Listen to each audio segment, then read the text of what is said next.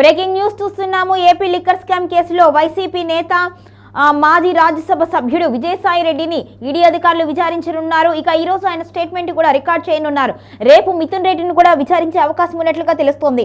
ఆంధ్రప్రదేశ్లో గత ప్రభుత్వ హయాంలో జరిగిన బహుళ కోట్ల మద్యం కుంభకోణం కేసులో ఎన్ఫోర్స్మెంట్ డైరెక్టరేట్ దర్యాప్తును వేగవంతం చేసింది. ఈ కేసులో కీలక మలుపుగా వైసీపీ మాజీ రాజ్యసభ సభ్యుడు విజయసాయి రెడ్డికి ఈడీ అధికారులు నోటీసులు పంపించారు.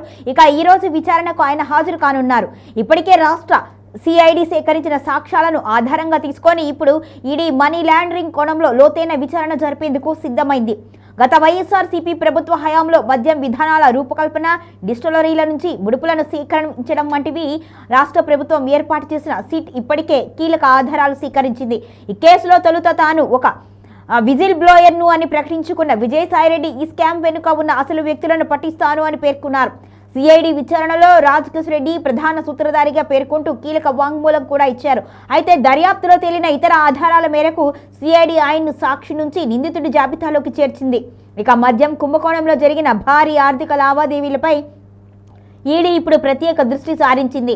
మద్యం కంపెనీల నుంచి సేకరించిన దాదాపు 3,500 కోట్ల ముడుపులను హవాలా మార్గాల ద్వారా విదేశాలకు లేదా ఇతర రాష్ట్రాలకు తరలించినట్లుగా ఈడీ గట్టిగా అనుమానిస్తోంది.